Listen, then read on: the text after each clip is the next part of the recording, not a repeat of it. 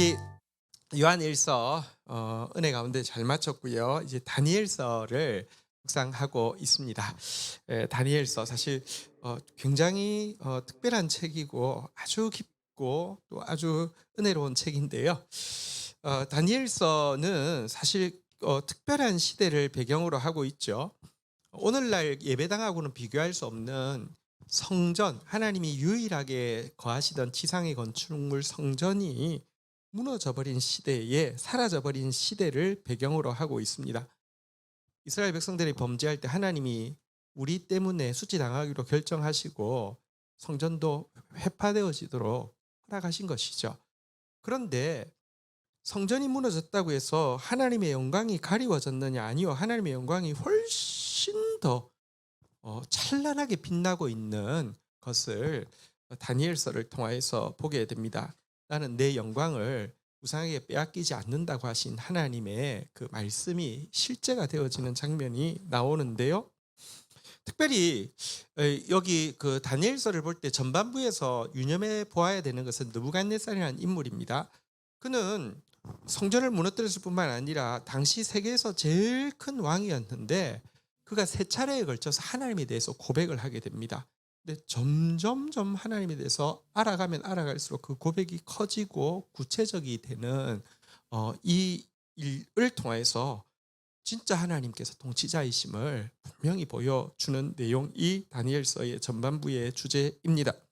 그리고 하나님께서 금시대, 그러니까 뭐 바벨론이 있는 시대니까요. 그 시대에만 다스리는 것이 아니라 미래를 다스리시는데요. 얼마나 구체적으로 미래에 대해서 예언하든지 사실은 이제 인류 전체 역사에 대해서도 예언하고 있는데 특별히 여러분 요한계시록이 이제 신약의 예언서로서 이제 마지막 날까지의 그 일들에 대해서 예언하고 있다고 하면 다니엘서는요 특별히 여러분 신구약 중간기 다시 말하면 말라기가 끝나고 나서 세례 요한이 오기 전까지 한 400년간 완전한 암흑의 시기가 있습니다. 이 시기에 일어날 일들에 대해서 택한 하나님의 백성들이 겪게 되는 일들에 대해서 너무 정확하게 예언하고 있는 책이 다니엘서이기도 합니다. 그래서 하나님이 시간의 주권자이시고 왕들의 주권자이심을 보여주는 책이 다니엘서입니다. 그리고 바로 이 다니엘서의 저자인 다니엘은요 정말 하나님 앞에서 뜻을 정해야 될 때마다 금식하고 나아가고 무릎 꿇고 나아가고 결단하고 나아가고 있고요. 그렇게 그가 뜻을 정할 때마다 하나님은 특별한 일로 응답해 주시는 것을 보게 됩니다. 정말 참 지혜자, 진짜 하나님 앞에 뜻을 정해야 될 때 정할 줄 아는 지혜자였음을 보여주고 있고요. 다니엘서 마지막 절의 내용이 다니엘서 12장 4절인데 12장 3절 보면 이런 내용이 있습니다. 다니엘서 12장 3절 같이 한번 읽도록 하겠습니다. 시작.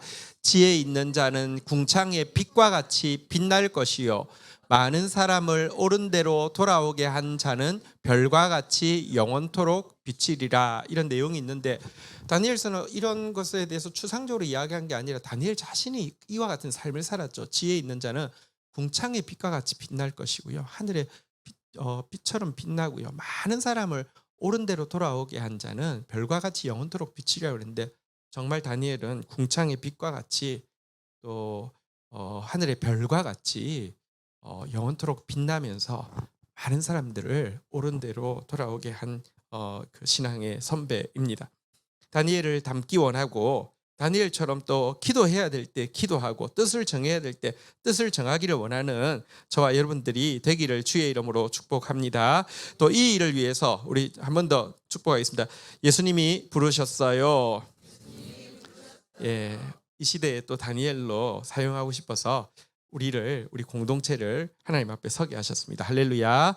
옆에 기도하러 오신 우리 서로 옆에 지체들 한번 앞뒤로 한번 얼굴 보시고요. 한번 더 함께 기도해서 든든하다고. 네, 우리 격려 박수 한번 하겠습니다. 네, 감사합니다. 네, 우리 GT 이제 그 2장 13절부터 18절 우리 그 내용 보도록 하겠습니다.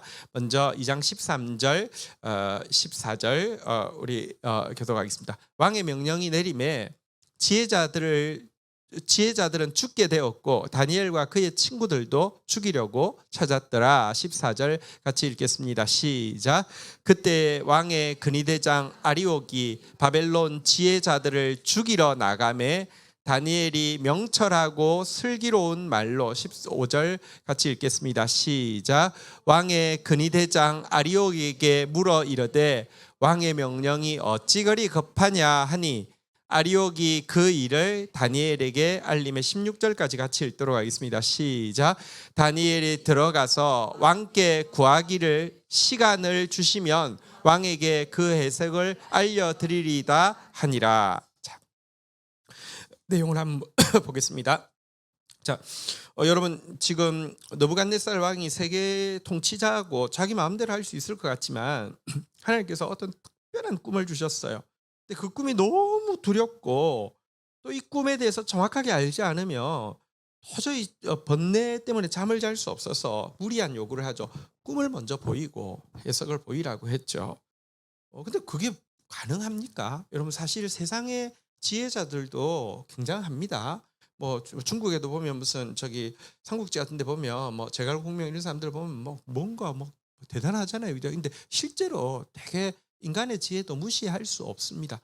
하지만 그 박사들이 뭐라고 했어요? 그 사람 속에 함께하는 신이 아니면 그럼 알 수 없다라고 당신이 꿈꾼 걸 우리가 어떻게 맞추냐고 그렇게 이야기를 하잖아요. 그죠? 그리고 또 다니엘서 2장 10절에 보면 한 번 더 요구를 하니까 이렇게 이야기를 했잖아요. 갈대아인들이 왕 앞에 대답하여 이르되 세상에는 왕의 그 일을 보일 자가 하나도 없으므로 어떤 크고 권력이 있는 왕이라도 이런 것을 박수에게나 술객에게나 갈대아인에게 물은 자가 없나이다. 그러니까 아무도 보여줄 수 없을 뿐만 아니라 아무리 능력 있는 아무리 권세 있는 왕도 이런 거 감히 이렇게 이런 식으로 요구한 적도 없습니다. 이러니까 완전히 그냥 도리어 열받아 가지고 다 잡아서 죽이라 이렇게 명령이 내리게 된 것입니다. 그러니 여러분 다니엘과 그의 친구들도 이렇게 말하자면 이 박사들이었잖아요. 그죠? 그래서 오늘 13절에 보는 바대로 이제 죽을 위기에 처하게 되었습니다. 여러분 이 순간 뭐 왕의 명령이 떨어졌고 시위대장이 이제 잡아서 죽이거나 잡아서 투옥해놓고 죽이기 위해서 모아놓는 이 위기의 순간인데 얼마나 막 다급하겠습니까? 얼마나 막 그 당황스럽고 얼마나 막 두렵겠습니까? 그런데 그때 14절에 보니까 무엇이라고 다니엘이요. 한번 따라하겠습니다. 명철하고 슬기로운 말로 말을 했는데요. 15절에 보니까 그가 한 말이 나오잖아요. 한번 따라하겠습니다. 왕의 명령이 어찌 그리 급하냐. 여러분 지금 잡으러 온 군사 앞에서 할 수 있는 반응은 뭐 도망을 가거나 아니면 도망을 못 가며 어쨌든 이 바벨론에서 박사들도 상당한 위치에 있었잖아요. 그죠? 옛날 계급으로 치면 시위대장이 있고 박사들이 있으면 자기들도 계급상으로는 안 빌릴 수 있었잖아요. 감히 네가 나한테 어떻게 이럴 수 막 이런 식으로 막 항의를 하든지 도망을 가든지 이게 자연스러울 텐데 이것들아 내가 누군지 아느냐 뭐 이렇게도 나올 수 있고 어떤 여러 가지 반응이 나올 수 있을 텐데요. 이때 그는요 되게 여유 있게 왕의 명령이 어찌 그리 급하냐 이렇게 묻고 있습니다. 그러니까 이렇게 여유 있게 물은 사람이 아무도 없겠죠. 생명이 걸려 있는데요. 왜 이렇게 급합니까? 이렇게 하니까 그러니까 아리옥도요. 솔직히는 왕의 명령이 두려우니까 하고는 있지만 자기도 이 일은 좀 부당하다고 생각했겠죠. 그죠? 사람이 다 안 똑같겠습니까? 그러니까 이야기를 자초지정을 이게 어떻게 된 일인지 사건의 전말을 이야기를 해 주었죠. 그러니까 다니엘은 이 사태의 전말을 일단은 파악을 하게 되었고요. 파악을 하고 나자 왕이 지금 그 꿈과 해석을 알기를 원하는데 그 저기 박사들이 긁어부스럼을 만들어서 갑자기 지금 다 죽게 되는 상황을 알고 왕에게 나아가서 이야기를 했습니다. 시간을 잠시 주시면 꿈과 해석을 알려드리겠습니다 하고 그는 지금 잡히거나 혹은 죽임을 당할 위기를 모면을 하게 된 내용이 방금 들어 있습니다. 여러분 여기서 먼저 우리가 믿음을 가지고 있다는 것이 무엇인지 좀 이렇게 좀 다시 한번 생각해 볼 필요가 있습니다. 하나님을 믿는다고 하는데요. 하나님을 믿는 믿음은 언제 빛이 날까요? 바로 이런 순간에 빛이 납니다. 위기의 순간에 여러분 당황하는 것과 위기의 순간에 여유 있게 대처할 수 있는 것의 차이가 뭐냐고 하면 하나님을 향한 믿음이 있느냐 없느냐입니다.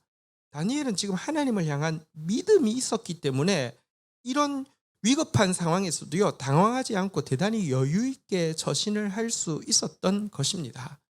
사실 하나님께서요 아모스서 3장 7절에 보면 이런 말씀이 있습니다. 한번 볼까요? 암 3장 7절 같이 한번 읽겠습니다. 시작.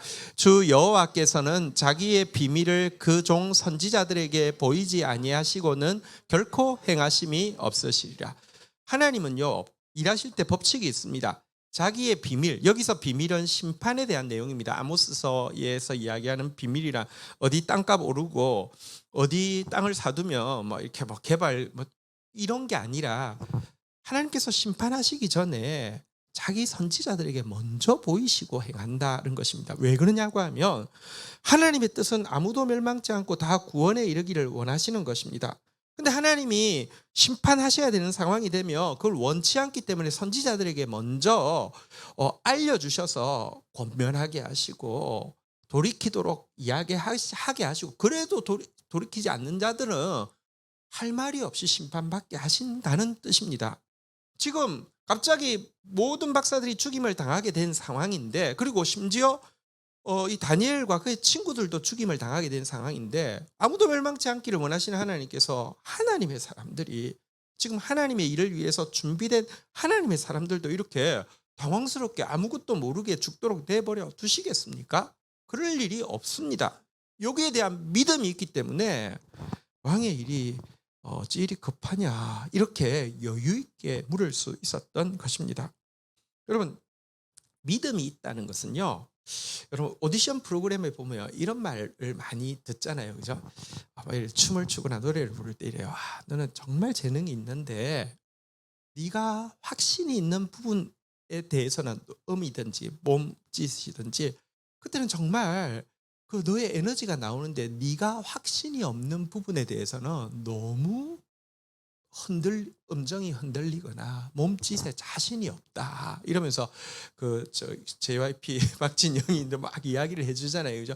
확신이 있으면요 여유가 생긴다니까요. 이게 굉장히 중요합니다. 근데 한번 생각해보세요.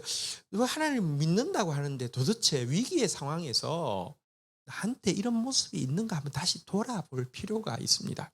제가 요즘 이제 운동을 하도 안 해가지고 자꾸 살이 쪄가지고요 안 되겠다 싶어서 이제 탁구를 다시 좀 이제 배우기 시작했는데 그 탁구 선생님이 약간 좀 개짜세요. 그래서 약간 탁구 철학 비슷하게 약간 좀 어쨌든 이게 탁구를 안 가르쳐주고 계속 이제 용어에 대해서 이게 어쨌든 그걸 정확하게 알아야 정확하게 한다는 것인데 이런 말을 해요. 운동할 때 자꾸 힘 빼라 그러거든요. 이게 힘이 들어가면 자세가 흐트러지니까 우리 박기현 집사님도 운동할 때 힘 빼시고 우리 윤찬원 집사님 운동할 때 또 힘 빼라는 이야기 많이 듣잖아요, 그죠? 저한테도 물론 자꾸 이렇게 칠 때 여기 지금 너무 힘이 들어가니까 자꾸 이렇게 할 때마다 모양이 달라진다고 힘이 빠져서 그냥 추처럼 움직여야지 이게 정확한 스윙이 된다 이제 그런 이야기를 하는데. 힘 빼라는 거 누가 모릅니까? 근데 그런 이야기 하더라고요. 한번 따라하겠습니다. 힘이 있어야 힘을 뺄 수 있습니다. 힘이 없으니까 휘청거리고 내가 딱 힘이 있거나 혹은 또 힘이라는 게 이 몸의 힘뿐 아니라 정신의 힘이나 확신의 힘이 있으면요 힘을 빼도 되는데 일단 공 넘어오면 이걸 어떻게든지 넘겨야지 안 그러면 미안하고 안 그러면 또 이렇게 상대방한테 신뢰하는 것 같고 막 이러면 힘들어가서 근데 내가 확신이 없거나 내가 힘이 없으니까 힘이 들어가는 거고 내가 힘이 있으면요 힘 뺀다니까요. 마동석이 항상 힘 주고 다니겠어요? 보통 힘 빼고 다녀도요 딱 가야 될 때 한 방이면 되잖아요, 그죠? 근데 그 힘이 믿음이라니까요. 다니엘이 이 순간에 그렇게 처신하지 않았다고 하면 다니엘도 뭐 시위대장이 뭐 지금 막 서슬이 풀었는데 뭐 항의를 하거나 도망을 가거나 살려주세요 막 업소를 하거나 해가지고 되는 게 아니었잖아요, 그죠? 사건의 전말을 다 파악하고 그리고는 이거는 왕도 지금 답답해서 죽이는 게 뜻이 아니라 꿈을 알고 싶은 게 왕의 뜻이잖아요, 그죠? 그러니까 왕 앞에 나가가지고 딱 시간을 달라고 이야기해서 잡혀가거나 죽임을 모면할 수 있었잖아요, 그죠? 그리고 또 왕에게 나갔을 때도 그렇잖아요. 단지 왕도 딱 보면은 들어왔는데 이게 지금 잠시 살기 위해서 모면하기 위해서 시간 벌려고 했으면 왕이 모르겠어요. 앞에서도 자꾸 술객들이 꿈부터 알려주면 해석 주겠습니다 하니까 네가 내 뜻이 변할 때까지 시간을 벌려 함이라 이러면서 왕이 눈치 백달인데 모르겠어요. 근데 여유가 있으니까 하나님이 분명히 알려주실 것이라는 여유가 있으니까 하나님 뭐라고 이야기하셨어요? 우리 성경 한번 볼까요? 예레미야 33장 3절. 왜 시간을 달라고 했을까요? 또 그 시간 달라고 하면서도 시간 안 주면 어쩔까? 시간 조금이라도 벌어서 어떻게 좀 머리를 써야 되는데 이게 아니고 여유 있게 시간 달라고 했어요. 왜 그렇게 이야기할 수 있었어요? 예레미야서 33장 3절 같이 한번 읽도록 하겠습니다. 시작. 너는 내게 부르짖으라.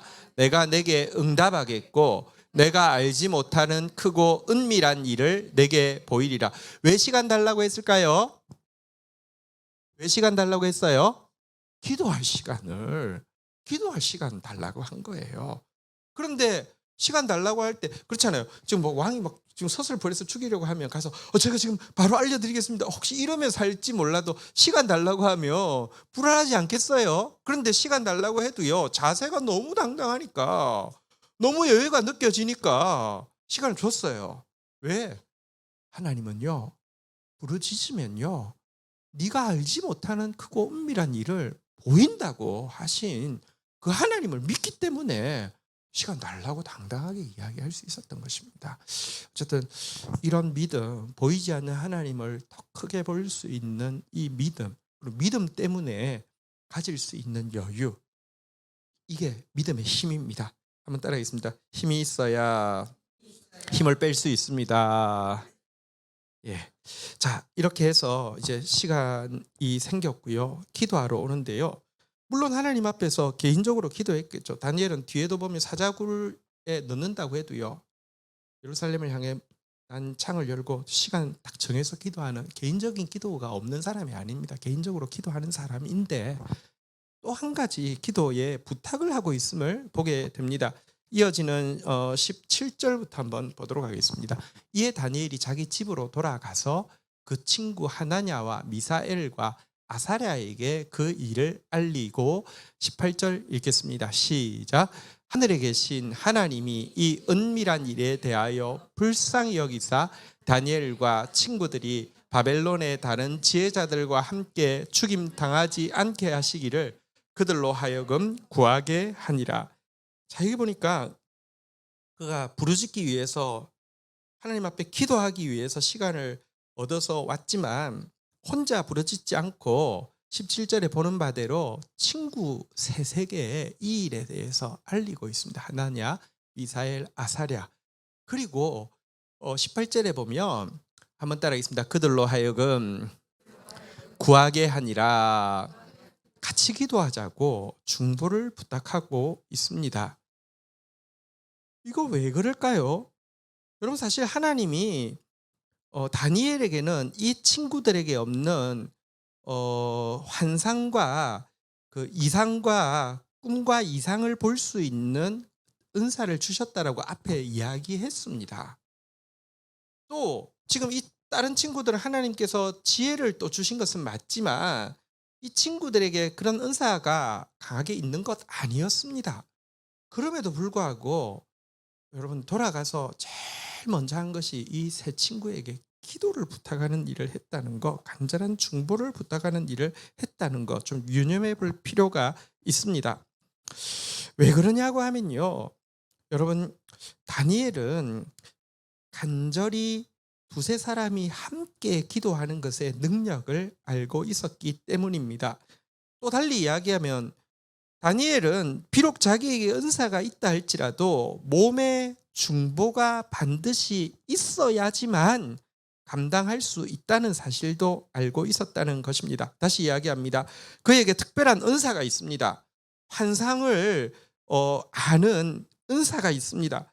하지만 자기의 영성과 자기의 능력으로 이 모든 일을 감당하도록 하나님 짓지도 않았고, 자기 영성과 자기 능력으로 모든 일을 해결하라고 하나님이 이렇게 시킨 것도 아님을 그는 알고 있었다는 것입니다. 몸이 함께 해야 하고 몸의 중보를 필요로 한다는 사실을 그는 철저히 인식하고 있었던 것입니다. 왜냐고 하면 여러분, 교회는요 그리스도의 몸이고요, 우리 한 사람 한 사람은 몸의 각 지체입니다. 다니엘이 손이라고 해도요, 손이 움직이려고 하면 손목도 움직여야 되고, 이렇게 손목도 움직여야 되고, 팔목도 움직여야 되고, 어깨도 움직여야 되고, 여러분 이 다 연결되어 있습니다. 같이 하게 되어 있습니다. 이 사실 때문에 중보가, 이게 같이 연결되어 있는, 이게 같이 움직이는 게 중보입니다. 중보가 필요하고요. 성숙한 신자는 서로에게 대한 중보의 사명을 감당하고, 성숙한 신자일수록 서로에게 간절히 중보를 부탁하는 사람이라는 것입니다. 되돌아보면 제가 사실 이 부분에 대해서 좀 부끄러운 고백이 있습니다.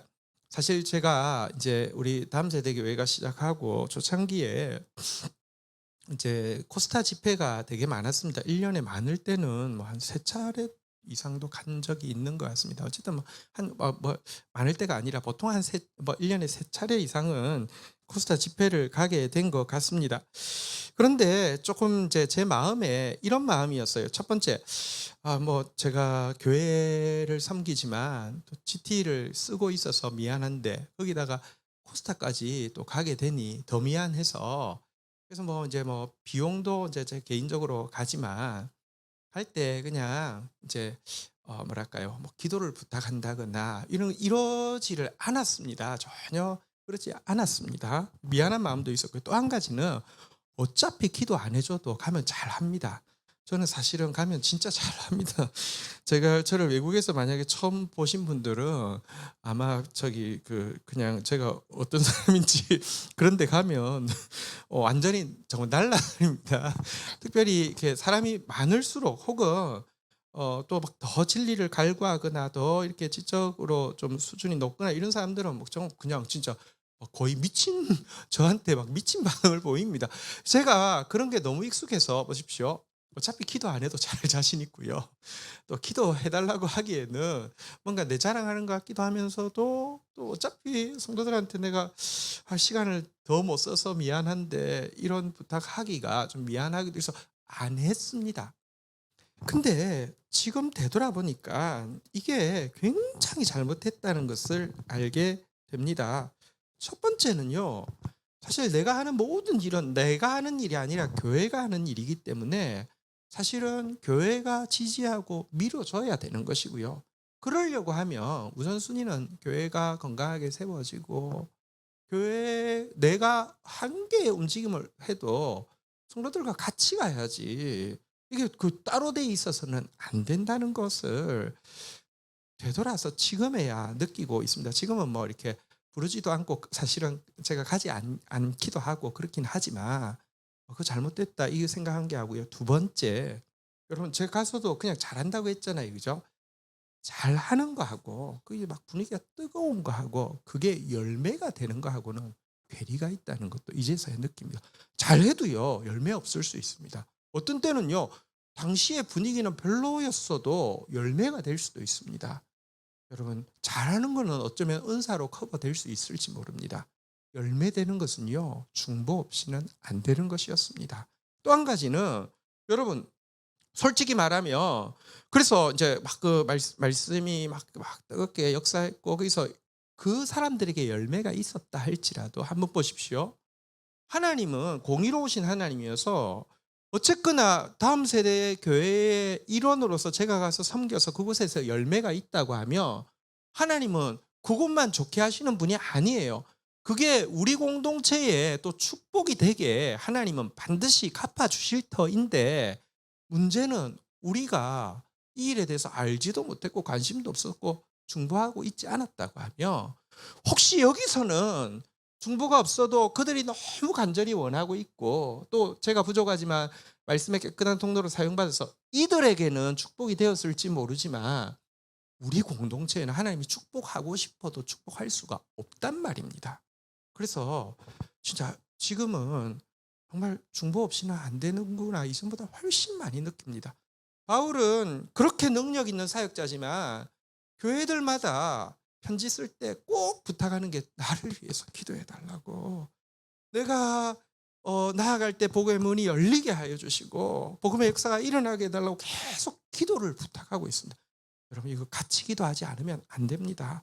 사실 여름 사역을 앞두고 이렇게 이제 제가 오늘도 새벽기도 때 이제 말씀을 드렸는데 제가 그냥 빈말로 그냥 뭐 이렇게 사역이 있으니까 같이 기도하면 좋다 이게 아닙니다. 정말 기도가 있는 만큼 열매가 되어집니다. 그래서 지금 오프라인으로 나와서 우리 기도해 주시는 분들 또 온라인에서 같은 마음으로 기도해 주시는 분들 여러분들의 중보가 꼭 필요합니다. 우리 자녀들이 정말 예수님 만나고 예수님의 부름을 받으려고 하면요. 기도가 많이 필요합니다. 우리 청년부를 위해서 기도해 주신 것처럼 내일 유초등부를 위해서 기도해 주시고요. 다음 주 청소년부를 위해서 기도해 주시고 영유치부를 위해서 꼭 기도해 주시기를 부탁드립니다. 자, 그런데 여기에 이제 하나님 앞에 합심해서 구하면서 그 꿈과 해석을 알려달라고 부탁할 때 한 가지 용어를 좀 유념해서 볼 필요가 있습니다. 한 가지 용어가 무엇이냐고 하면요. 우리 18절에 보니까요. 한번 따라하겠습니다. 이 은밀한 일에 대하여 불쌍히 여기사 하나님 이 은밀한 일을 알려주십시오. 우리가 하나님 자녀인데 알려주셔야 되지 않겠습니까?